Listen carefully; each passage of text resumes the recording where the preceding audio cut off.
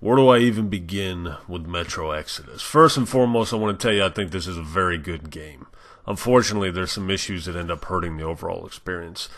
But I'm pretty satisfied with the overall product and the time spent in game. I want to go over the shortcomings first, then we'll focus on the positives. And for the record, at the time of this video, I have 29 hours, 17 minutes on the Xbox One X version, another additional couple hours on the PS4 Pro version. On Xbox, I have 831 enemies killed, 445 mutants killed. Now, this game does look better on Xbox One X, but the Pro version still looks spectacular. Either way you go, both versions look great. Let's address the elephant in the room and talk about the game's most glaring issue, and that's the controls. There was a significant amount of input lag in the controls that made aiming very difficult. And with the game already running at 30 FPS on consoles, this was not comfortable. It wasn't comfortable at all. Many times, I'd almost dropped the game entirely. The controls were so bad. Fortunately, if you've not played it yet, the devs recently released a patch that makes the controls feel much better. They still feel a bit sluggish, but nothing like before. And unfortunately for me, by the time the patch dropped, I'd already put over 20 hours in the game. Again, still not where I would personally want them, but definitely passable at this point. Up next is the enemy AI, and it ranges from good to decent to downright brain dead. Some enemies can see you a mile off and react accordingly. Some enemies can't see you when you're 5 feet away from them, and some enemies run at you, stop, and wait to be shot in the face. Bottom line is AI is extremely inconsistent, and I'd say overall it's not the greatest. I played and beat the game on the normal difficulty setting with sensitivity turned all the way up and auto-aim off. I hear Ranger mode offers a more substantial challenge, but I would assume that's because you probably die much faster and resources are more limited. I don't see the AI being upgraded as difficulty goes up. I could be wrong, but I doubt it. That being said, there are sections in the game that still offer a reasonable challenge on normal difficulties, especially if you decide to go in guns blazing, like I did a lot of the time. Actually, you know what? I did stealth a lot too. The stealth approach is much more time-consuming, but much safer as well. Guns will kill you fast in this game. Boat controls. The boat controls in this game are absolutely terrible. And you will fight with them if you do any kind of exploring like I did. And if you're anything like me, you will want to explore this world because it's masterfully put together.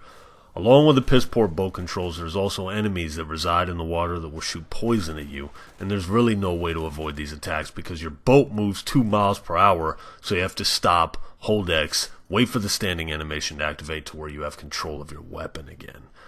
Very annoying. A faster transition would have been much better. The game actually takes control away a lot by having you hold X or square, depending on the platform, to climb ladders, crawl underneath things, open doors, row your boat, etc. And each time control is taken from the player, and it's annoying. Not necessarily a flaw, but something that bothered me nonetheless. I would also like to see more than one save point. There's several times I wish I could have gone back further than my most recent save, and couldn't. And this was also very annoying. Just make sure you're happy with your setup before you save. And remember, you can't swim, so make sure there's a boat you can get to. Lastly, there are bugs. Lots of bugs. Enemies running in thin air, objects floating, typically the kind of bugs you see in open world games. Only this isn't an open world, but its level design is huge, so there are times it will feel like an open world game, and that's a good thing. I think the overall level design is the game's greatest strength. Then there are crashes.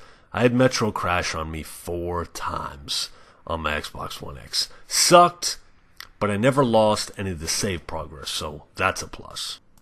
Okay, are we about all done shitting all over this game? Let's get into the good, shall we? Let's talk about the graphics. The graphics in this game are some of the best I've ever seen in a video game. The world is absolutely incredible. I took so many screenshots in this game. In fact, this game is officially my most screenshotted game of all time.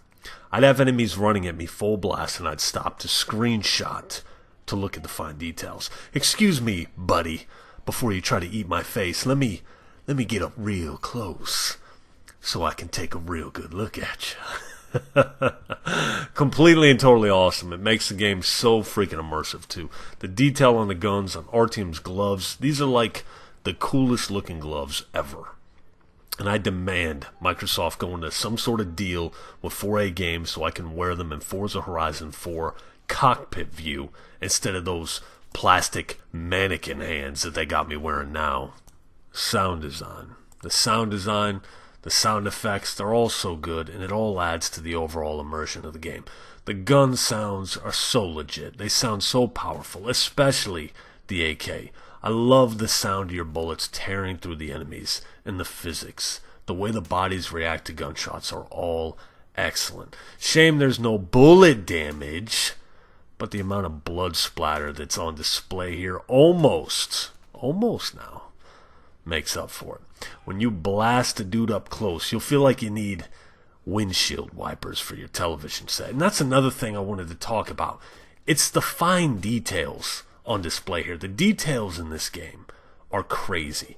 Artyom, the main character, however you want to say it, he can check his watch, check for radiation, use a compass, use a motion sensor, light his lighter, wipe the blood or dirt from his mask, patch your mask with tape when it breaks, clean your guns, and yes, there is a clear difference if they get dirty. They will, I promise you, jam on you. All of this is done in real time, and they all have superb animations to go along with whatever movement you got going on at the time. Reload animations are top notch as well. They even have a backpack system like The Last of Us. You even take off the backpack the way Joel does, only it's first person instead of third. I especially like that. Change attachments on the fly, such as gun barrels, magazines, sights for your guns, stocks, craft ammunition, craft med kits, craft incendiary ammo, craft the damn kitchen sink, if that's what you want to do, because it's all here.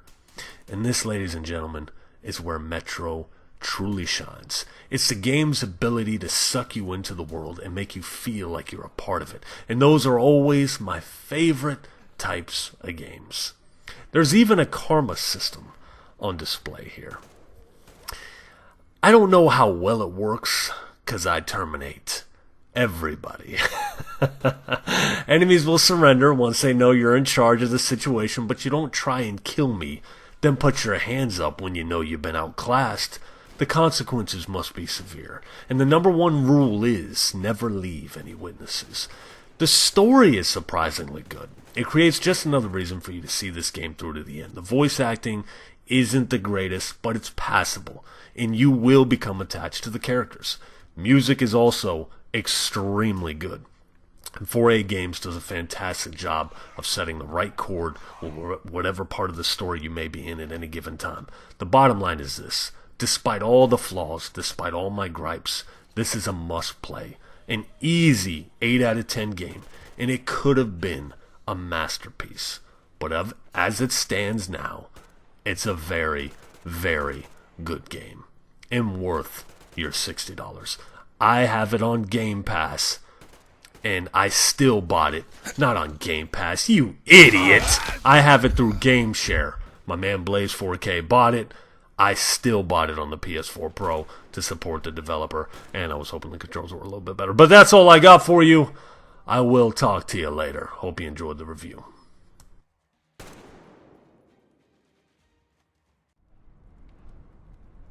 Just chill, man. We're cool.